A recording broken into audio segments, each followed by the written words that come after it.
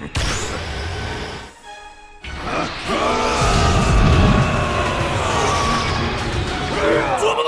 is going on, my super sandwiches? Rhymestyle here, and today I want to sit down and talk about the Dragon Ball Super Broly movie, because now we can officially have a conversation about it. Now, I'm not going to do like a review type of thing. I technically already reviewed the movie. Well, I guess I might as well. Kind of like my second opinion on it. If you missed my video last month, I actually was lucky enough to get invited to the premiere in LA since I live in Southern California, and I actually did like a full review type of thing, breakdown of the Broly movie last month. But I know a lot of you guys didn't see the movie last month, so you probably didn't want to hop into the movie and potentially spoil it for yourselves, which I completely understand. But now that the movie's officially out, it's not across the entire world, but for the most part, a lot of the major places around the world have the movie available, and I figured let's now sit down and talk about it. So this video is 100% safe for you guys to talk about, unless you didn't watch it, in which case I would watch out, because there's going to be potential spoilers in the movie. Now, the one thing I want to point out is, yes, I still absolutely love the movie. I don't hate it. It's still by far my favorite Dragon Ball movie. I think last time I said it's my favorite anime movie of all time. It's still up there. It might still be my favorite anime movie of all time. And I know that for a fact because my favorite anime movie prior to this was actually Your Name and Spirited Away. It used to be Spirited Away for the longest. Yes, I know, I'm a weeb. Leave me alone. It was Spirited Away for like the longest. I could like literally rewatch that movie at any point. It is timeless. And then when Your Name came out, Your Name is just perfect. Everything about Your Name is such a good anime. If you have not seen the movie yet, go check it out. It's basically, it should be available, I think it's on Netflix. Yeah, it should be on Netflix. Your Name is amazing.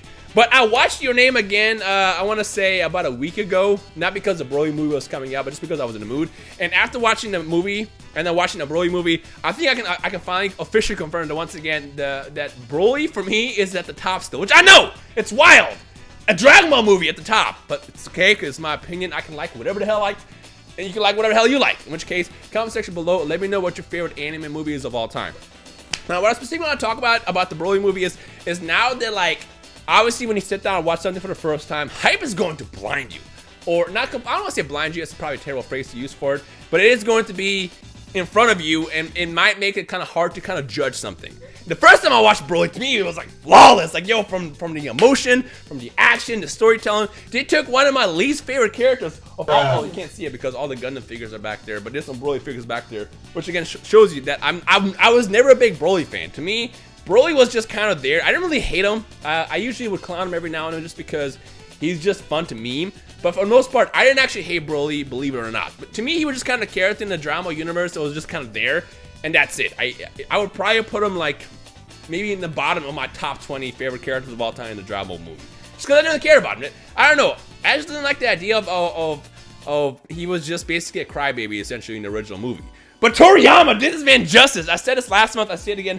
Toriyama told the Broly story the right way. From the exile, from, you know, how basically he was born with the crazy latent ability. We sure kind of knew that was basically the same story as Broly.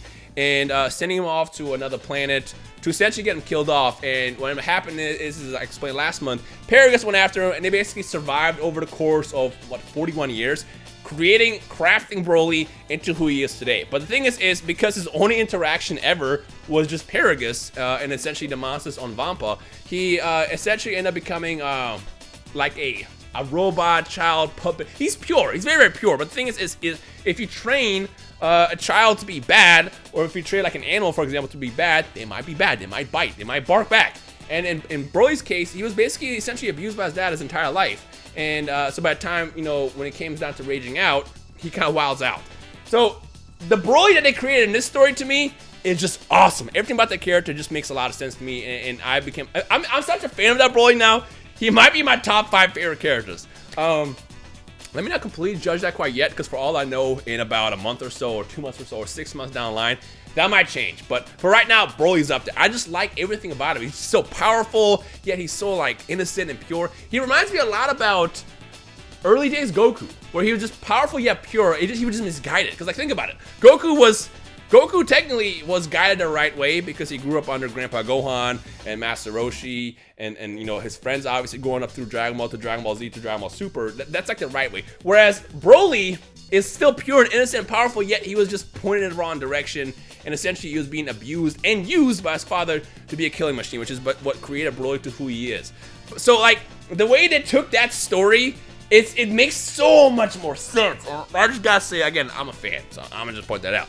Question I'm gonna toss out there for you guys is, because I know maybe people were just trolling, maybe people were just memeing, but I saw, I don't want to say a decent amount, but I did see a couple people on Twitter when the movie officially came out talking about it. They still like the old Broly better. So the next question I'm gonna toss out for you guys right now, because this is a discussion video, obviously, is where does Broly rank for you guys versus the old Broly? Do you like the new Broly better, or you like the old Broly better, and why? And by the way, whatever people say is okay. Some prefers the old Broly. They're allowed to do that. If someone likes the new Broly, they're also allowed to do that. The thing about my discussions is I would like you guys to be feel free to say what you want, because this is a safe space. This is just your opinion. It doesn't matter what others say. This is your opinion. Let me know down below.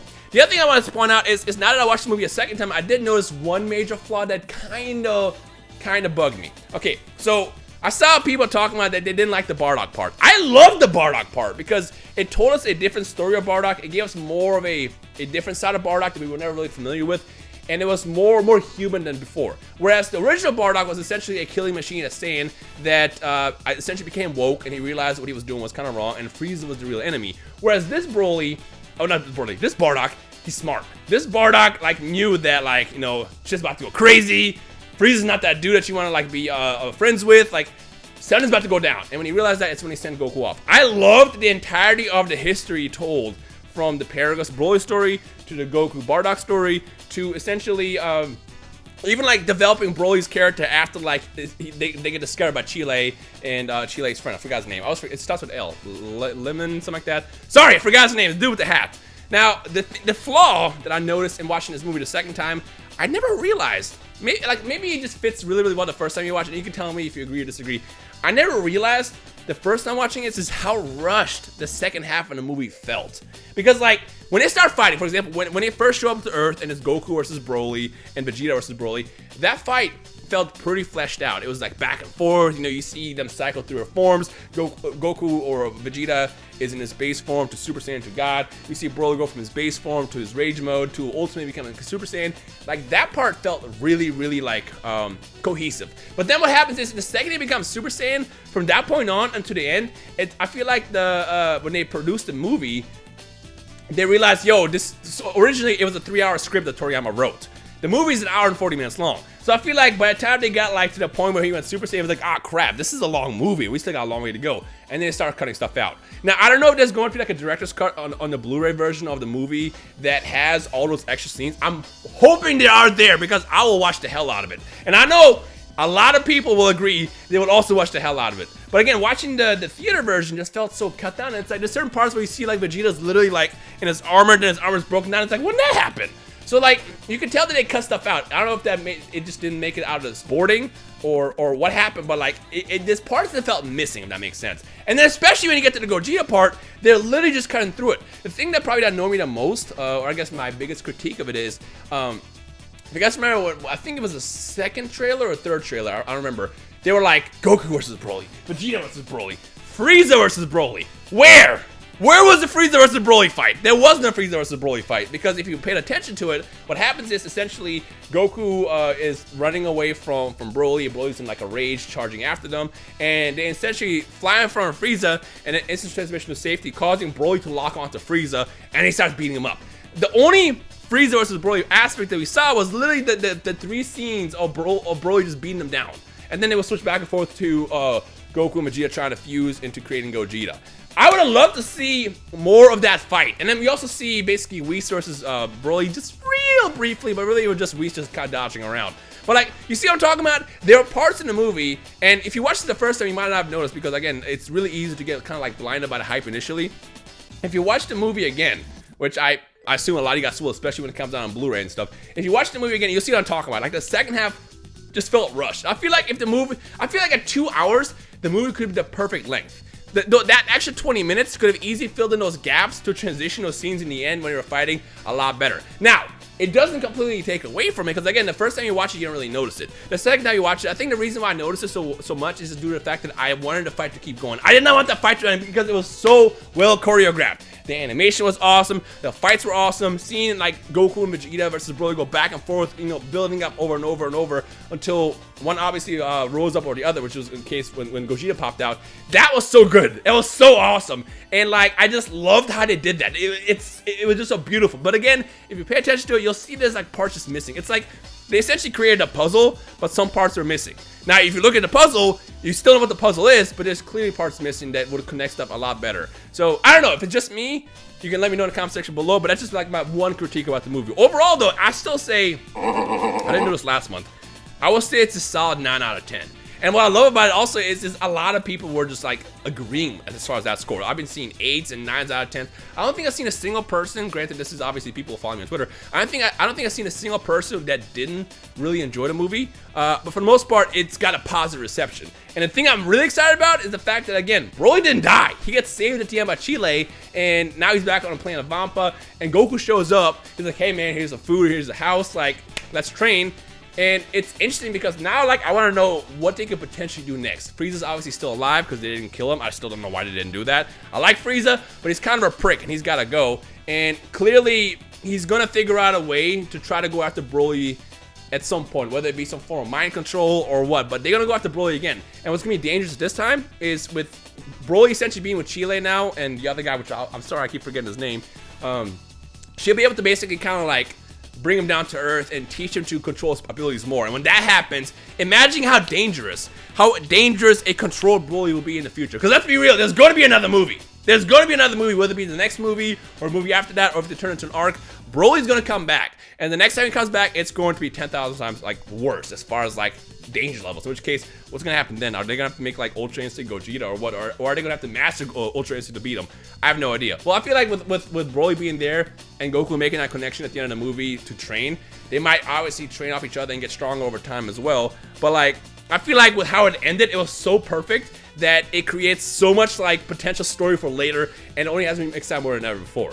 So with everything that said, let me know your overall thoughts about the movie now. Everybody's seen it. What do you guys think about the ending and the fact that Broly's not an official permanent character to the series? And anything else that you might have noticed that I didn't talk about. Again, if you want to see my full review that I talked about when I initially revealed, when I initially watched the movie, not revealed, when I watched the movie a month ago, I'll link that video in the description below. But other than that, watching a second time, I gotta say, I'm still a fan. It's amazing, and I cannot wait to see what else they can do. Bonus question.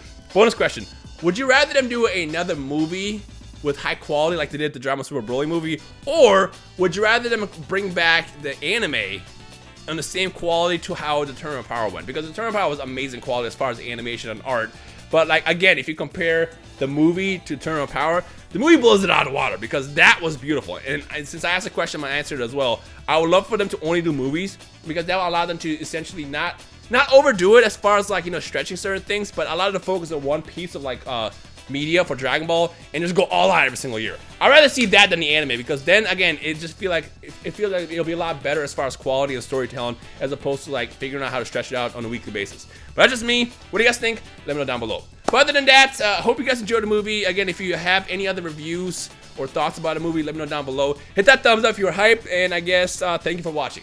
As always, my name is Rhymestyle. Hope you enjoy the rest of your day. I'll see you guys next time. Peace.